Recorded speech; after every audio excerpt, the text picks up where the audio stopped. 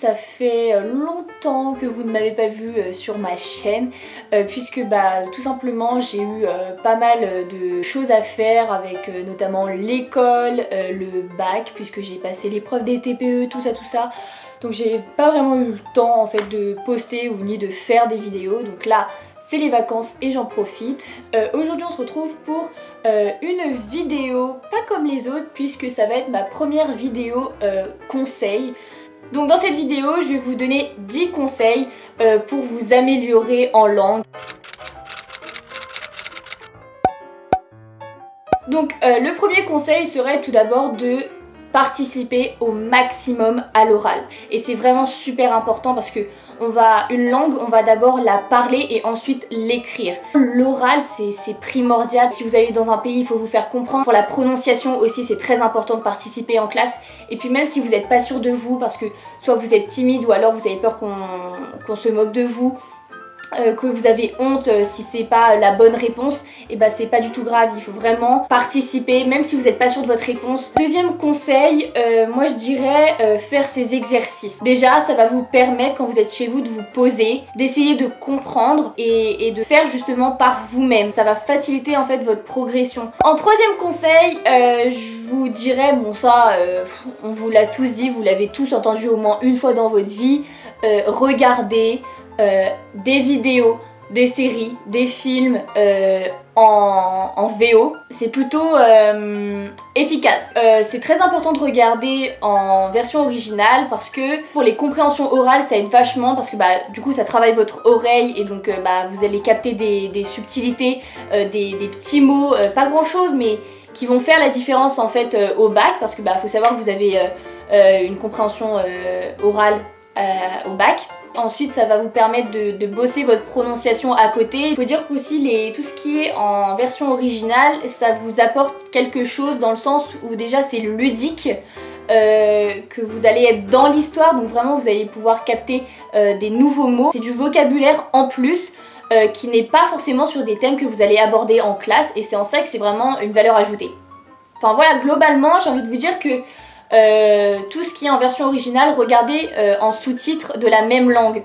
C'est-à-dire ne regardez pas en sous-titres français. Bon, si vous avez du mal au début, parce que vous comprenez pas, ou alors ils parlent trop vite et donc du coup vous n'avez pas le temps d'assimiler ce qu'ils disent, regardez avec les sous-titres français. Mais sinon, au fur et à mesure, essayez d'élever le niveau et passer des sous-titres français aux sous-titres de la version originale. Donc cette fois-ci, quatrième conseil, et ça, comme le précédent, on a dû vous en parler, c'est-à-dire lire dans la langue que vous voulez étudier. Comme le conseil précédent, c'est vraiment pour chercher du nouveau vocabulaire, approfondir sa langue, trouver de nouvelles tournures de phrases et pouvoir ensuite les mettre en application dans vos contrôles, dans votre vie de tous les jours aussi quand vous partez par exemple en voyage ou pour votre vie professionnelle à venir. Essayez déjà de lire des petits livres, donc comme celui-ci.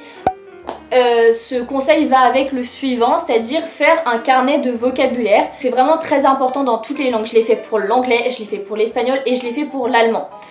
Donc pourquoi un carnet de vocabulaire c'est super important? Parce que déjà en fonction de vos séquences vous allez avoir du vocabulaire qui va être spécifique à ce thème et c'est très important parce que on ne peut pas parler une langue si on ne connaît pas un minimum de vocabulaire. Il faut vraiment essayer de piocher à droite à gauche pour avoir le plus de vocabulaire possible, avoir un vocabulaire riche et varié. L'apprentissage d'une langue ça passe tout d'abord par la conjugaison mais aussi par le vocabulaire parce que pour construire une phrase c'est bien gentil mais si on n'a pas un minimum de vocabulaire on peut pas dire grand chose.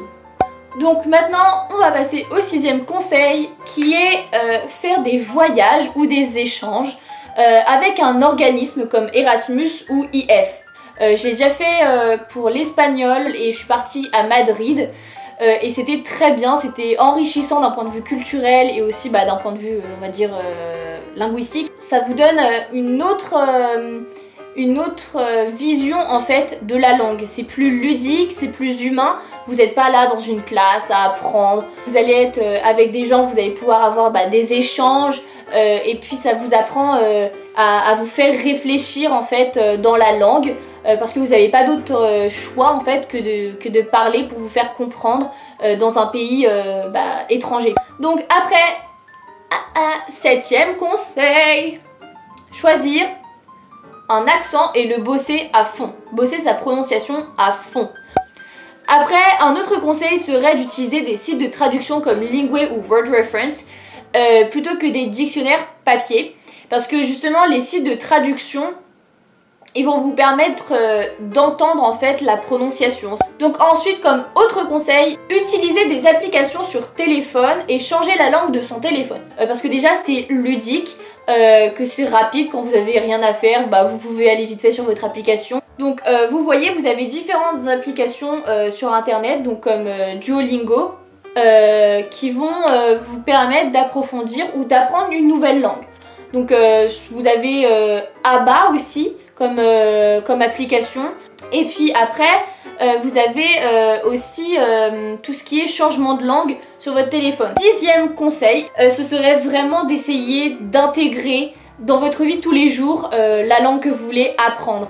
Vous parlez à vous-même dans cette langue quand vous êtes tout seul. Voilà, donc j'espère que cette vidéo vous aura plu. N'hésitez pas à vous abonner, à activer la cloche et à mettre un pouce en l'air. Et puis je vous dis à la prochaine pour une nouvelle vidéo. Bye!